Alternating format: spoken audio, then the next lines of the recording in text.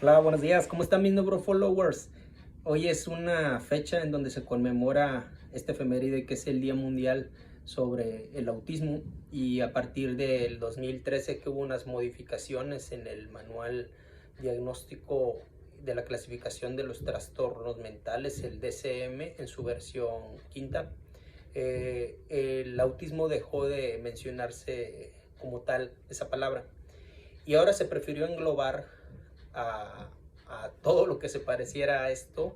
Me refiero a las variedades con las que muchos de nosotros, o al menos yo en mi formación como pediatra, que ya me tocó leer y aprenderme esos criterios, y como neurólogo pediatra, en el DCM-4, donde hacían una diferenciación entre el autismo, el trastorno del neurodesarrollo no especificado, todos estos niños que cumplían ciertos rasgos del espectro del autismo, pero que no los cumplían por completo.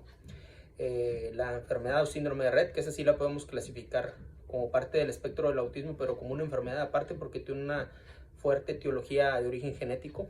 Eh, y por último, el síndrome de Asperger, ¿no? Que el DSM-4 así lo mencionaba. Estos eran los rubros del autismo, ¿no?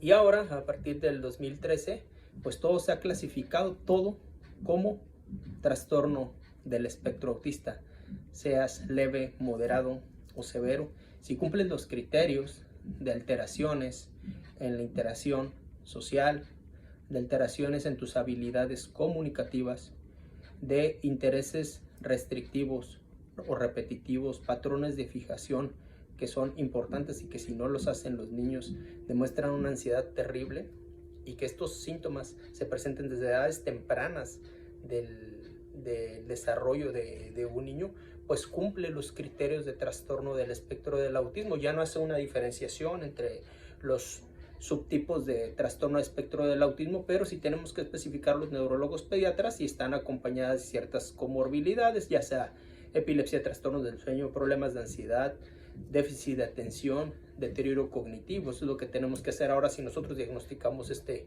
problema.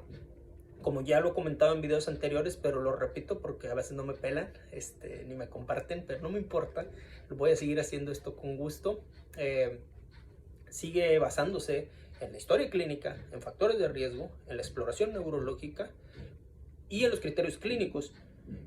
¿Por qué? Porque no hay todavía un biomarcador sérico en sangre, en líquido cefalorraquídeo o incluso en estudios de neuroimagen, ni siquiera el electroencefalograma, que nos pueden decir quién está dentro del espectro del autismo, más que pues una adecuada evaluación con un psiquiatra especialista en psiquiatría infantil, o un neurólogo pediatra, o bien ya médicos todavía más especializados que nosotros que han hecho fellowships en neurodesarrollo, neurólogos pediatras que se dedican a esto.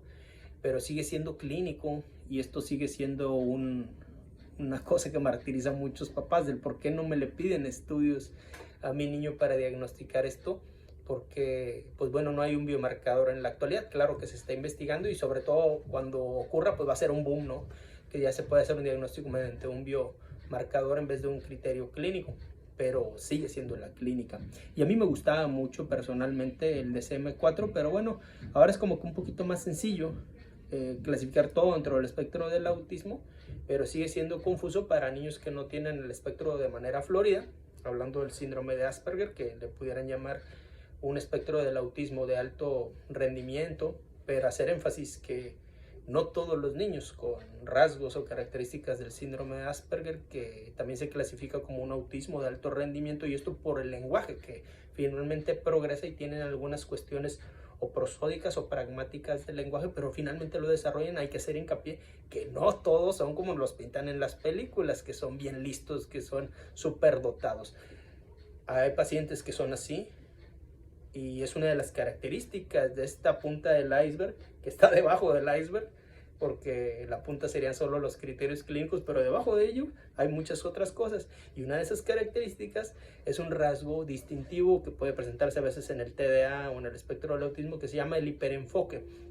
El hiperenfoque es cuando un niño o niña tiene una fijación especial por algún tema no sé, académico o de conocimiento, lo explota de manera impresionante y son superdotados en determinada área. Pero hay que recalcar que no todos son así.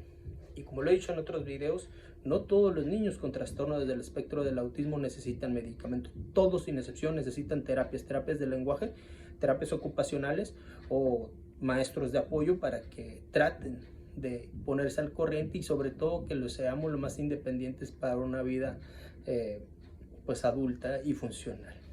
Este es el video que yo quería compartirles el día de hoy. Yo soy el doctor Humberto Ortega, lo saben, soy un neurólogo de confianza. Los veo en el siguiente video.